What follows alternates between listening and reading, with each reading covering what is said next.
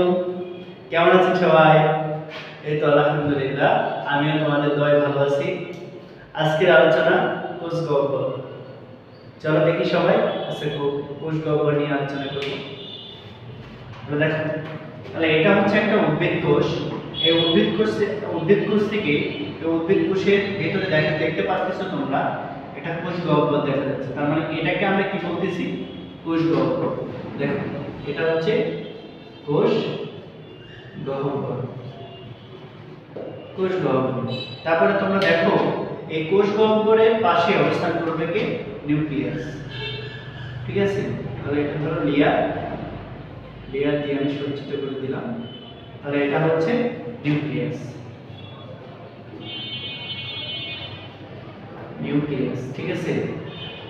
আর দেখো, এই উদ্ভিদ কোষে এই কোষ গহ্বর প্রায় 90% স্থান দখল করে থাকে। ঠিক আছে? অর্থাৎ 90% স্থানটা দখল করে থাকে, কাউকে অবস্থানের সুযোগ দেয় না। এটা হচ্ছে সেই কোষ গহ্বর যেটা আমরা দেখতে পাচ্ছি। বোঝা গেল সবার? ওকে, দেখো আরেকটা হচ্ছে যে কাজ। দেখো তাহলে এই কোষ গহ্বরের কাজটা কি? তাহলে দেখো, কাজটা হচ্ছে যে কোষ রস ধারণ করতে পারে। তার মানে এই উদ্ভিদ কোষ যেটা দেখতে পাচ্ছ, এই কোষ গহ্বরটা কি করতে পারে? যে কোষ রসটা ধারণ করতে পারে। আমিষ শর্করা, তারপরে তোমার হচ্ছে আমিষ শর্করা, ভিটামিন, অর্থাৎ বিভিন্ন যেগুলো আছে, রঞ্জক পদার্থ আছে, পানি আছে, এগুলো সবকিছু কি করতে পারে? ধারণ করতে পারে, জমা করতে পারে। বোঝা গেল সবার? কিন্তু এটা কিন্তু সেটা উদ্ভিদ কোষে সম্ভব, প্রাণী কোষে সম্ভব না। কারণ দেখো তো, তোমার হচ্ছে উদ্ভিদ কোষে সম্ভব, কিন্তু প্রাণী কোষে সম্ভব না। কারণ প্রাণী কিন্তু, ধরো আমরা একটা মানুষ, আমরা একটা জীব, আমরা কিন্তু প্রতিনিয়ত আমরা খাবার খাই, কিন্তু সেই খাবারকে আমরা জমা রাখতে পারি না, সম্ভব না।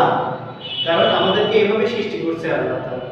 কিন্তু এখানে দেখো, উদ্ভিদ কোষে কিন্তু তোমার হচ্ছে খাদ্য জমা রাখতে পারে, এটা কিন্তু খাদ্য বের করে দিতে পারে না। যেমন মলমূত্র ত্যাগ করবে, এটা করতে পারে না। এটা কিন্তু একমাত্র প্রাণী কোষে সম্ভব, প্রাণীরাই পারে, কিন্তু উদ্ভিদ কোষে পারে না।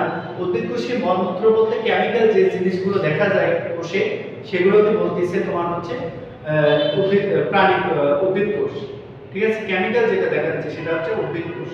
যেমন যেটাকে মলত্যাগ বলে, সেটাকে হচ্ছে উদ্ভিদ কোষে পাওয়া যায়। বোঝা গেল সবার? আচ্ছা দেখো, কোষ গহ্বরে কোষ রস জমা রাখে কিছু কারণ। দেখো, কোষ গহ্বরে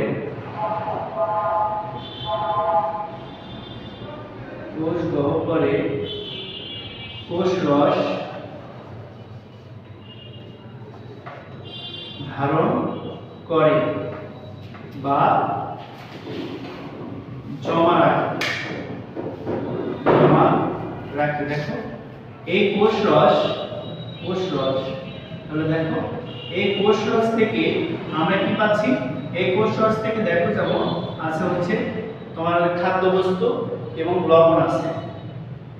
তার আগে দেখো পানি পাচ্ছি, তা পানি জমা রাখতে পারে। তারপরে কি করতে পারে? তারপরে দেখো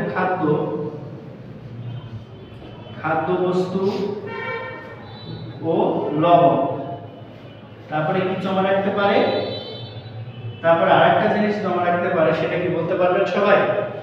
সেটা হচ্ছে বিভিন্ন ধরনের রঞ্জক পদার্থ। বিভিন্ন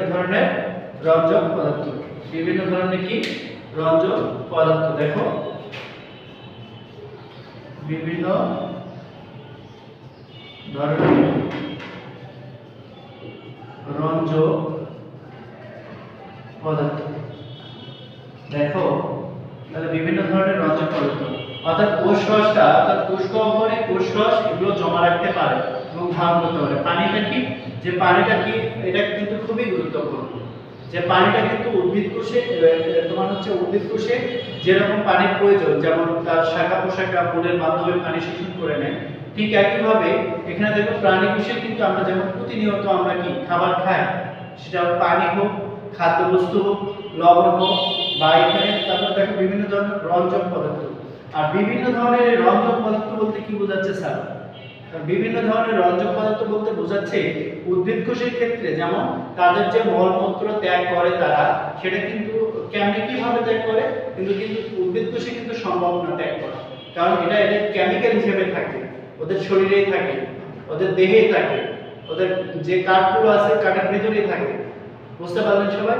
কিন্তু এখানে কিন্তু প্রাণী কোষে তা সম্ভব নয়, যে আমরা যে প্রতিদিন খাবার খাই মলত্যাগ হয়ে বের হয়ে যায়। তার মানে খাদ্য বস্তু লবণ এটা আমরা কন্টিনিউ খেয়েই থাকি। বোঝা গেল সবাই? তাহলে দেখো এবার যে তোমার থেকে যে এগুলো আমরা পেয়ে থাকি, উদ্ভিদ কোষে বড় কোষ গহ্বরে, উদ্ভিদ কোষে বড় কোষ গহ্বর থাকে কিন্তু প্রাণী কোষে বড় কোষ গহ্বর থাকে না।